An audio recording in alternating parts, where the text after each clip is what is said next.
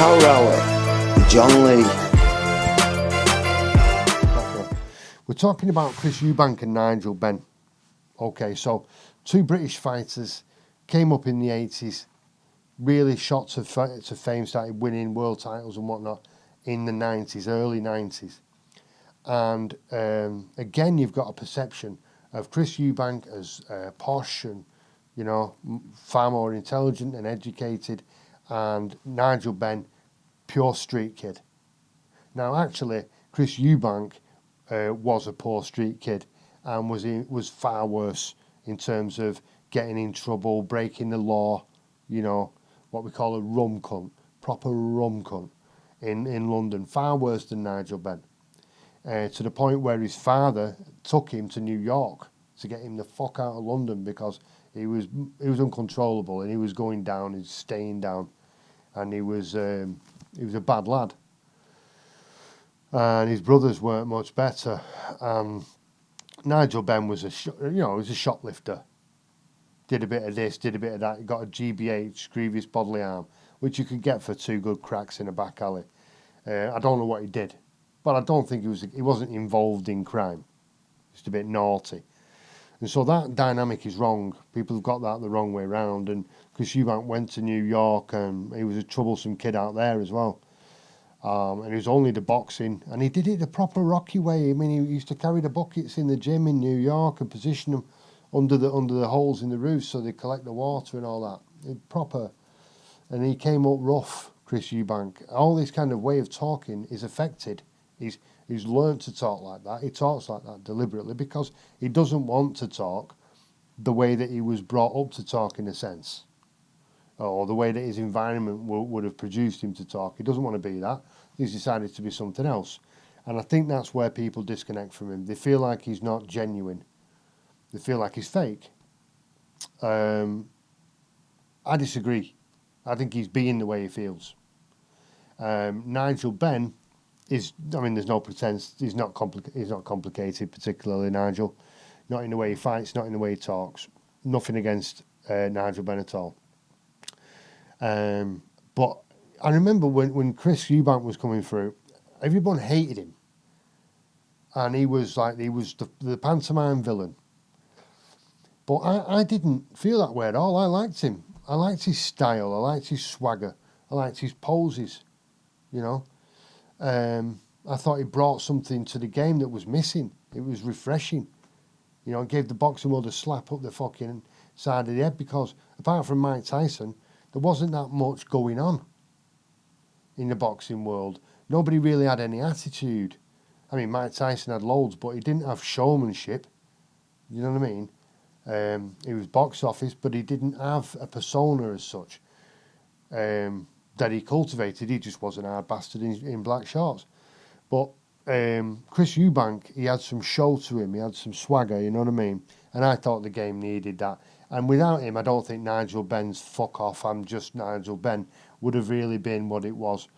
And they were part of a group of 4, which never got called the Fab Four, thank fuck for that. And it was Chris Eubank, Nigel Benn, Michael Watson, and later joined the fray, Gerald McClellan. So 3 of them are British. So this is a great time for British boxing because you've got Chris Eubank, Nigel Benn, and Michael Watson.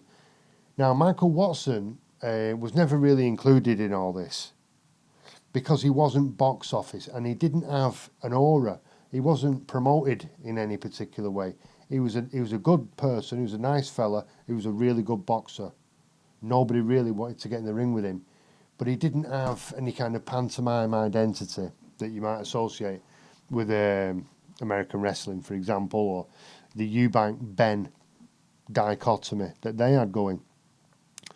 And Gerald McClellan, I'll come to, he came into the picture later, and he was just a brutal knockout merchant. One of the most violent people ever to put gloves on, I would say. I mean, I'm talking about in his personal life with baseball bats and machetes, but in the ring, the violence that he brought to boxing was as violent as I've ever seen.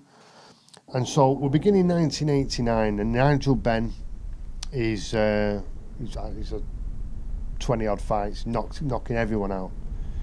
And Michael Watson's had a few less fights, really good strong record as well. And he fight in London. And I watched the fight, I saw it live. And, it's typical Nigel. Just, straight at you, loads of head movement, not a lot of side to side, more of a kind of a ducking motion, not even in and out. You watch Ricky Hatton and he's in and out at you like that. Not even that, but he just wants to make room for the punches because he knows even if you block 4 out of 5, the one that he gets you with means he'll get you with 3 the next time and 5 the time after that. He's going to break you down. He's not surgical about it. He's just fucking rhythmic and he's powerful. And he takes punches going in, but he knows he can take his licks. And so people are very intimidated by that. And if you don't get in the first 2 rounds, by the time you get to round 5, round 6, psychologically you're fucked because you're thinking he's in his rhythm now. He's just getting stronger and stronger and stronger as the fight goes on. And I don't want to be exhausted and then get knocked out. I'd rather get knocked out in the first couple of rounds and then go and fight someone else, rather than give everything I've got, and lose a couple of stone and suffer all kinds of ligament damage and bone damage, get a couple of teeth knocked out, and then get fucking knocked out. You know what I mean? So you can see people go through that with Nigel Benn. And he's a terrifying cat. He was the Dart Destroyer. You know what I mean? There's marketing. Chris Eubank, simply the best. Michael Watson, fucking Michael Watson. But anyway, Michael Watson, as I say, was a good boxer. Solid. Now, he stays on the ropes, not cowardly, not boring. Just bang, bang. Very nice. Compact, elbows in, hands up, bang, bang. Nice and tidy. And he did well. And I felt after the 3rd round he controlled it.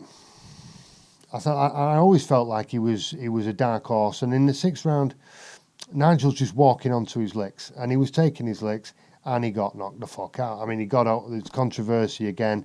He got up on 10. Ref counted him out. I don't know. I think really he's supposed to be standing and looking in his eyes on 10. In my understanding of the count rules, not just popping to your feet on 10, but tell it to Rocky. That's how he beat Creedy. So, yeah, Ben loses, man. He loses to Watson. So this is who Michael Watson is. He stopped Nigel Benn, the Dart Destroyer. Year later, right, Ben fights Eubank. Big fight this. This is the grudge match. So, Nigel Benn fucking hated Chris Eubank. Hated him. And I think that Chris Eubank just knew exactly how to push his buttons. He thought, you're not the cleverest lad on the block, are you? You're very straightforward, too much so. And he kind of fucking agitated him and he wound him up. He fucking knew how to piss him off, talking down to him, patronising, fucking putting on these airs and graces, arriving late, all the tricks, winding him right up. Nigel Benn wanted to kill him. And Chris Eubank saying, I will face the man in the ring. I don't need to face him here, not even looking at him, blanking him.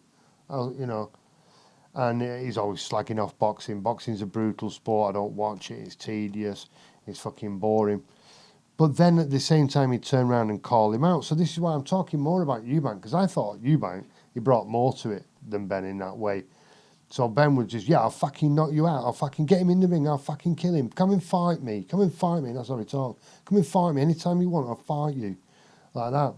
And then you got Chris Eubank going, I am the man and I will remain the man. I will always be the man and I will defeat you because I am the man. And he's fucking talking to me like that. So he wanted to kill him then. And so they had a barnstormer. I mean, fuck me. Nigel Benn can fight and he's gone after Chris Eubank. Bangity bang bang bang. Chris Eubank is a boxer, he's a pugilist, right? With a weird, awkward style. His legs are dead fucking far apart. He's kind of leaning in, ducks his head down, throws these overhand rights that you don't throw. But he's got a rock hard fucking head. That man can take his licks. That man can take his beats proper. He always complains about how hurt he was after the fights. Fair play to him, mate, because he can take his beats, that lad. And so He did, and they toe-to-toed it. I mean, a lot of the fight you see Chris Eubank trying to get away, but he's controlling the tempo, he's antagonising him, he's wearing him down psychologically. And then he's bang, he can hit as well. He can swat, can Chris Eubank, fuck me. And, you know, they battled it out, and it was a battle royale. It was a great, great fight. And Eubank stopped him. Stopped him in the ninth, and, you know, Ben was still fighting back, but they had a break, and I think his body just said, bollocks, you know, stop, shut down. And Chris Eubank, you can see getting enough breath together for the final assault, and he stopped him, and he won the fight. I don't think there's any question about that. And, you know, bragging rights definitely to Chris Eubank. He stopped him. And that was in 1990. I remember that fight really well. 1991, Chris Eubank fights Watson. Don't forget, Watson had already beat Ben. And he's the only man, to, apart from Chris Eubank, to ever stop him. So these are the two guys now who've stopped Nigel Benn, and they're fighting each other. And they fight in 1991. Eubank wins on points. It's a good fight. It's a technical fight. Watson's very good boxer, very tight, very controlled, very orthodox. Hard to beat, and he's good and he can hit you. And I actually, on the night when I saw it, I thought that Michael Watson edged it. I thought he won the fight. I might have been right about that. A lot of people agree with me, but a lot of people didn't. The commentators on the night didn't. And Chris Eubank won. He won it on points. But that was very controversial. The whole fucking nation was up in arms about that. Two British fighters, top of the game. You know, people were really fucking pissed off about that and felt like Michael Watson was just not getting a fair rub of the green at all. And Chris Eubank was being a twat about it. He brought his fucking belt onto the Terry Wogan show, and he's holding it up, and he got booed. A large section of the audience booed him because they felt he shouldn't have won the fight, and that doing that was fucking out of order. So they had another fight, and the press were killing Chris Eubank. They're drilling him. And Chris Eubank brought that into the fight.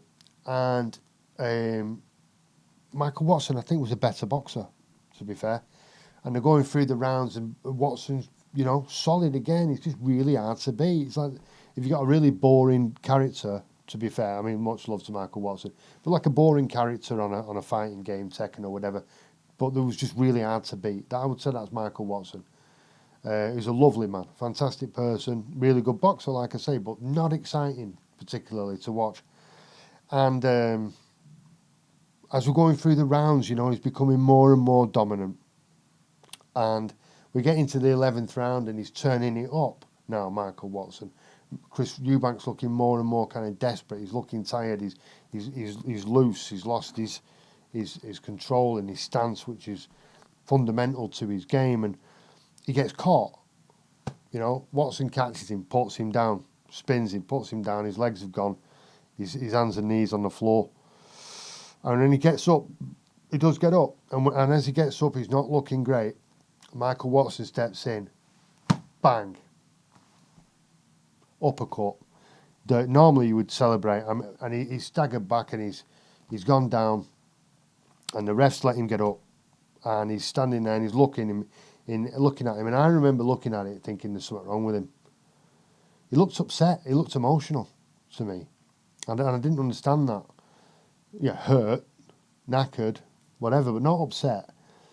And when it's just really hard. He sends him, you know, the bell rings, and he goes back to his corner, and they have to sit him down. You know, they have to grab his shoulders and sit him down. And he's on the stool, and then after the end of the minute, they're putting the gum shield in his mouth, and they're to kind of forcing it into his mouth. This is a world-class boxer. He knows how to accept a gum shield into his mouth. If you're having to force it in, do you not think there might be a problem? I don't want to blame anybody for what happened. But anyway, I do think that people made mistakes. So they basically pushed him off his stool into the middle of the ring. The referee's actually, because he can't move properly, his legs are going, and the commentators are saying, oh, he can't move, you know, his legs are gone. And the ref's kind of pulling him into the middle. Yeah, fucking fight Chris Eubank. And obviously, as soon as he started, he couldn't even defend himself. He's literally just like that. And Chris Eubank smashed him up. He battered him. And the ref gets involved, and then he tells him to go at him again. And he does. And then eventually he stops it. And then after the fight, Chris Eubank's getting interviewed and he says, I want him tested. I think he's on drugs. No one's that strong. I want him tested for steroids. And then he collapses. And of course, we know that unfortunately Michael Watson was brain damaged and he was paralysed from that. So then, and all the love in the world to Michael Watson, who's come back really well, actually. Thank God for that. In 1993, Benn and Eubank fight again. Good fight. But I think Eubank would have smashed him again if he hadn't have done that to Michael Watson. I think that put a break on it, because if you're going to beat Nigel Benn, if you're going to stop him, you're going to have to go violent. You're going to have to go raw. And I've just put this lad in a wheelchair he was at the time. He could have died any time for several years. Nobody knew what was going to happen with Michael Watson. And now what, I'm going to do another one. And I think that just put a stutter in his step. And that's the only reason that fight was a draw. And people said Nigel Benn won it. Yeah, maybe he did. I didn't think so, personally. But even if he did, I think if Chris Eubank didn't have that shadow in his mind of Michael Watson, he would have fucking knocked Nigel Benn out again. That's my opinion. But then, I could be wrong, because 1995, Nigel Benn meets Gerald McClellan, who, as mentioned earlier, was a knockout merchant. Brutal, cold-eyed motherfucker. Get me in the ring with anyone, I'll fucking knock him out. And no one was getting past the first round with this guy. And he don't look much, body-wise. I mean, he's got a good arc to him and that on his back and whatnot. But he doesn't look much in terms of definition, muscle. You're not looking at somebody who looks like they can fucking snap your jaw. But he can, and he did. And he was smashing people left and right. And he went to England to fight Nigel Benn. And this is the big showdown fight. Ben's been doing well in the meantime. And they get in the ring, and Nigel Benn, as hard as he is, got battered. Jeremy McClellan just fucking battered him in the first round. He put him through the ropes. He's out the fucking ropes. Through the ropes. He's out of the ring, sorry. But the rules were not correctly observed, in my opinion. He was given much longer than 10 seconds to get back in, I believe. And the rules state you go through the ring, but you're still on the apron. That's 10 seconds. You have to go off the apron into the crowd, basically. And then there's a 20-second rule where you got 20 seconds to get back in because you have to climb in or whatever the fuck. And I think the ref confused the two. Anyway, Nigel Benn gets back in. Fight. Brutal. Bang, bang, bang, bang, bang, bang, bang. Absolute brutal. Non-stop. No one's going anywhere. No tactics. Little bit of resting, maybe. Little bit of grabbing, maybe. And even then, it's naughty on the inside. And they, couldn't seem to wait to knock each other out. I think Jeremy McClellan, for several rounds, felt like he was going to knock him out. But fucking Nigel Benn just kept coming back at him. And you can see as he get into the 6th round, 7th round, Nigel Benn starts to look pretty much unstoppable. You're starting to look at him as a beast, as some kind of fucking wild beast that runs out of a cave on an island when you're having a poorly conceived picnic and just beasts you and all your mates. Fuck, and that has been called into question since, of how that happened and why. And so Jeremy McClellan's meeting him. He's all the way. He's going all the way, and then we get into I think it's the 9th round. And this is a brutal battle. I can't describe a particular combination or whatever or style that was on display. It was just a fucking fight. And Jeremy McClellan goes down on one knee. And everyone's calling him a coward. Look at him, what's he doing? Gets up, couple of more licks, nothing major. He's down on one knee again. Oh, the fucking coward, like a Roberto Duran situation from earlier. Look at him. He's met his match. You can't knock him out, and now he's fucking going home. Well, shut the fuck up, because that man was blinded by that. He had serious brain damage, and he made good strides because he's a fighter, but irreparable damage was done to that young man and his family.